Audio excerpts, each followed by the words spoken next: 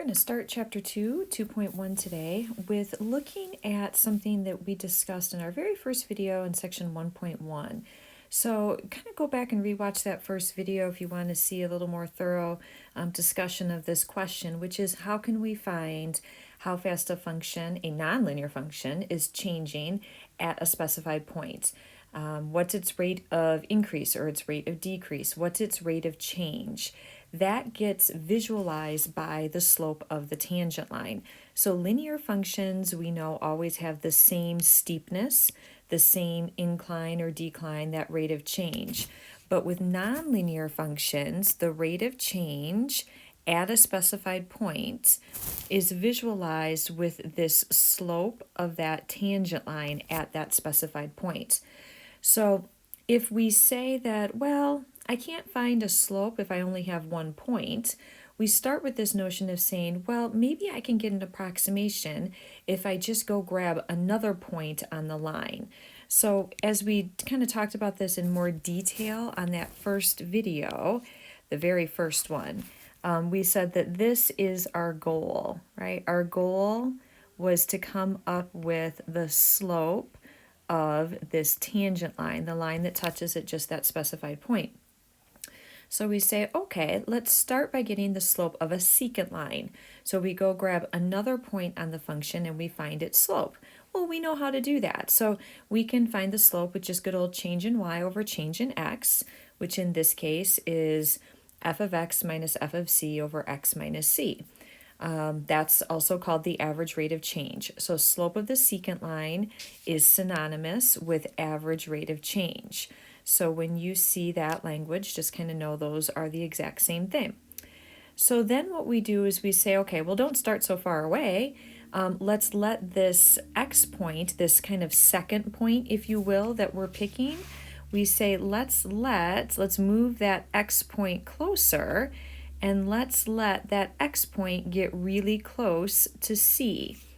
So in that situation, again, we're trying to get, here is, I tried to draw in what the goal here was to get is the slope of that tangent line. So again, this is my goal, is the slope of this tangent line. So if we keep moving that second point closer and closer and closer, so here's this limit idea. We're going to take the limit as x goes to c of the slope of the secant line, or the limit as x goes to c of that average rate of change.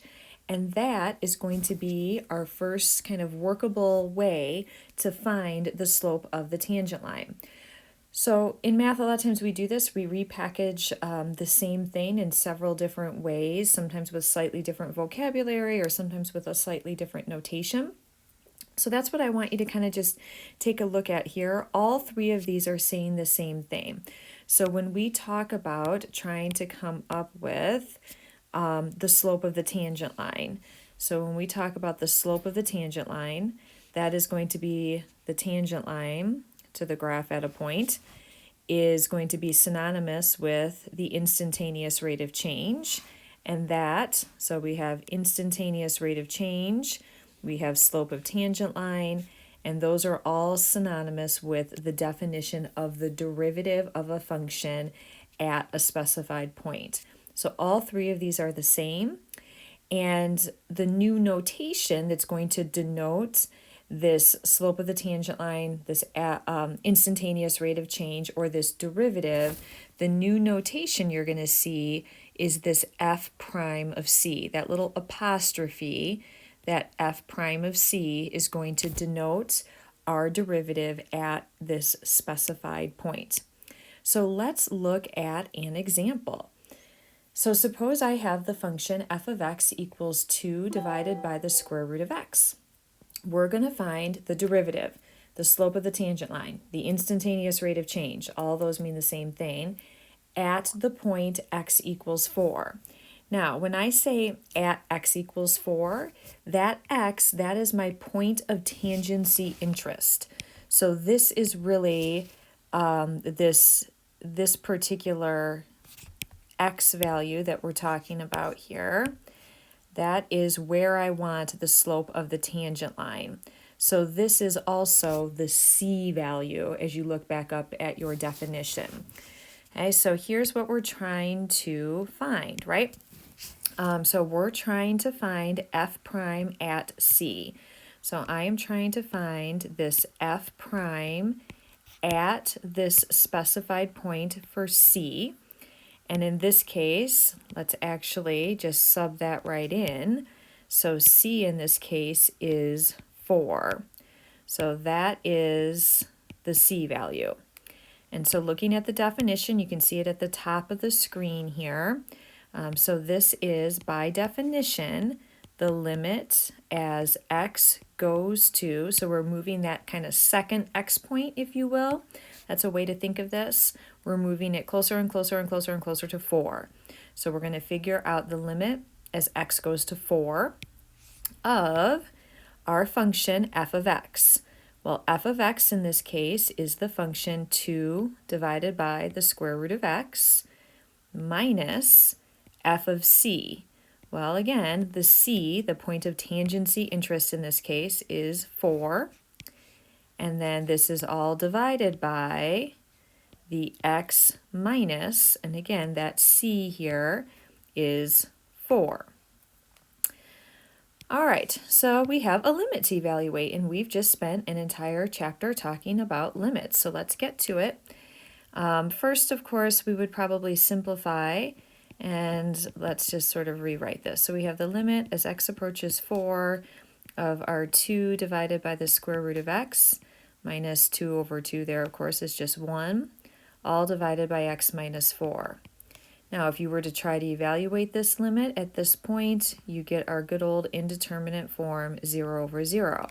So we need to do some algebra. So when you see complex fractions, what I want you to think about is you want to simplify that complex fraction. So let's take a look at doing this. So there's this one's going to be a double whammy for us. There's really two things to kind of think about, I suppose. One is the fact that we have this complex fraction.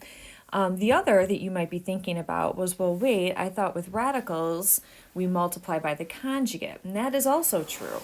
But I would say first and foremost, let's get rid of this complex fraction. We'll kind of do this in 2 steps, if you will. So there's several ways to get rid of a complex fraction. Throughout the first chapter of videos, I was always like creating a little mini version of 1 here, and then simplifying, and then multiplying by the reciprocal.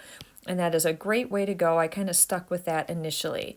I'm going to start to transition into the other way that I personally like to do a lot of these, which is to just multiply by that little mini denominator that I'm trying to get rid of, which is the square root of x, and multiply that by a big version of 1.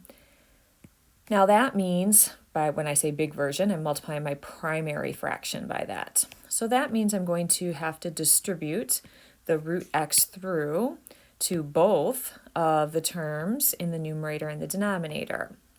So I'm going to have the limit as x goes to 4 of 2 minus the square root of x divided by, and then in my denominator here, I have my square root of x times the quantity of x minus 4.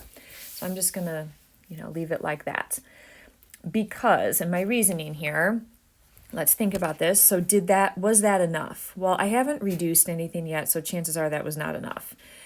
If I sub in 4 at this point again, I'm going to get 0 over 0. So it's not done yet. I'm not in a great position here yet. So the next thing we're going to do is we are going to say, well, I have that 2 minus the square root of x in the numerator, and that really looks like this likely culprit of things where we often multiply by that conjugate. So when we have a binomial with a radical, a lot of times that's what prompts us to multiply by the conjugate. So I'm picking kind of a trickier one for us to do here in the notes today. It sort of has 2 issues going on. Not all of yours will be that way. So I have my 2 minus root x in my denominator. I still have the root x and the quantity x minus 4. All right, so now in my numerator, when I have now multiplied by the conjugate, because I was still in that 0 over 0 form, I'm going to end up with 4 and then a plus 2 root x and a minus 2 root x, so those become 0. And then the last term, the root x times root x, is just going to give us then, we have that minus x. Now, in the denominator, I have x times the quantity of x minus 4 times the quantity of 2 plus root x. So I didn't multiply those out because really I do want a factored form, because factored forms are what let us reduce. So that was my reasoning for even back up here, like for not distributing through that root x. So I kind of want to keep it in that factored form. So this is looking pretty good, with the exception that in the numerator, 4 minus x, unfortunately, I'm just going to rewrite that a little bit smaller, is not the same thing as x minus 4. However, if I factor out a negative, that will change the order of the subtraction. And so now I can reduce this x minus 4 over x minus 4. And so we are changing the function a little bit when we do that. We're basically defining now a point where before there wasn't one, but that's okay because the limits of these functions will still be equal. So now I have the limit still, I haven't evaluated that. And so all the remaining factors are there. And now we can actually evaluate. So now I drop my limit notation.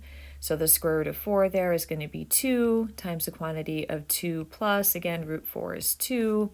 And so it looks like we end up with a negative 1/8 for our final answer there. So this is the slope of the tangent line to this function at the point 4, at x equals 4. All right, now let's go on to ask, this next question is sort of a classic question. You'll be answering this all semester, which is going to be slope of tangent line. So that's what we just found here. So this is the slope of the tangent line. And sometimes we use this notation, you're going to see quite a bit, with a straight line that gets read evaluated at. So this was the slope of the tangent line evaluated at x equals 4. So the slope of the tangent line at that specified point. Now let's find the equation of the tangent line at this point. All right, well, an equation of a line requires that I have two things. It requires that I have a slope, which I do. The slope of my tangent line, so again, the slope of this tangent line here, we already know is negative 1/8. And the other thing I need is an xy ordered pair. So right now I have the x point. I'm going to also need the y point. So anytime you need a y coordinate, that means you go back to the original function, which was 2 divided by the square root of x. And so that is going to give you your corresponding y point, which in this case is 1. So now you have a point on your line, and then you also have the slope. And so that means you can find the equation of your line. There's a few different ways to find an equation of a line. Probably one of the more common is your point slope formula. So if you remember, point slope formula is that y minus y1 equals the m quantity x minus the x1. There's other ways, and I'll show other ways just for variety as we go through. You can use that find the b technique, that's fine as well. But for this one, let's just use good old point slope form or point slope formula. So y minus the y coordinate is 1 equals our slope is negative 1/8 times the quantity of x minus, and the x coordinate is 4. So that is technically the equation of my line. Typically, though, we like to solve it and often are going to be asked to solve it for y. So a lot of times we'll get it into slope-intercept, or y equals mx plus b. So distributing through the negative 1/8, we would have negative 1/8 x plus a half. Your 4/8, of course, is just going to give you your half. And then your last step here, just adding your 1 to the other side. If we're going for slope-intercept, we would have negative y equals negative 1/8 x plus 1.5, which of course is 3/2. So that's the actual full equation of the tangent line. All right, last part to this one. This is a real common question in this book. Other books don't ask this as often, but it's a good question to ask, which is, what is the equation of the normal line?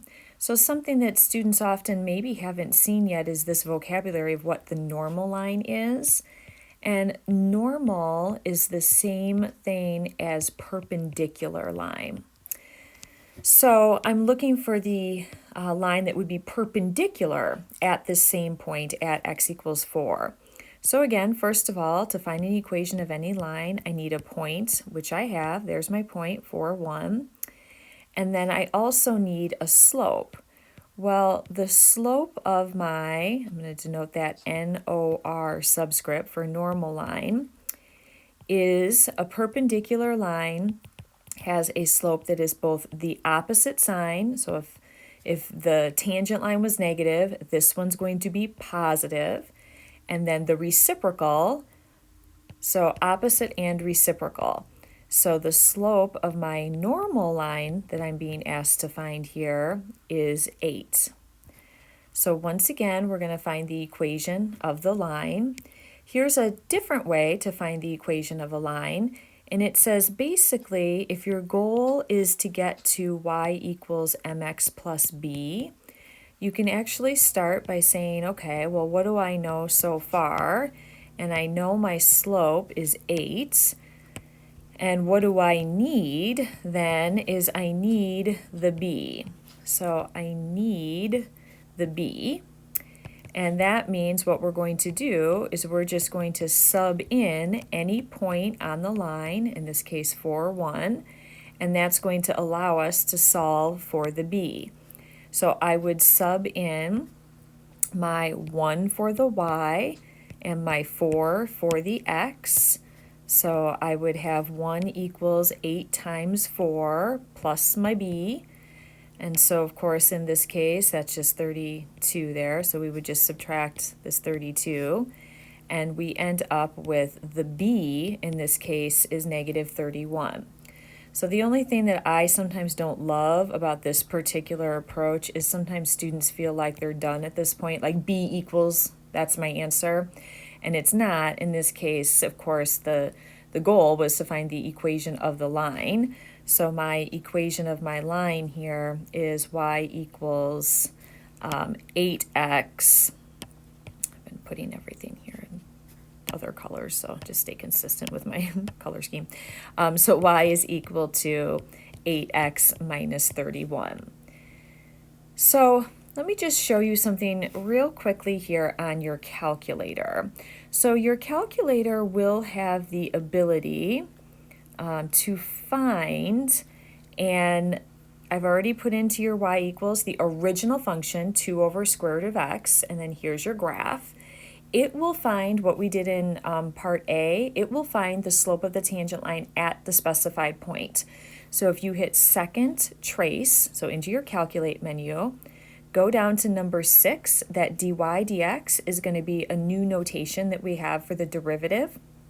Right now, all you've seen is f prime, but think about dy over dx, like maybe think of it like, oh, difference in y over difference in x, that's a slope. So 6 is notation for the derivative, and then you just type in the value you want. So I want it at x equals 4, and then hit enter, and you'll see here that the dy dx, your display will look a little differently, but the command is the same.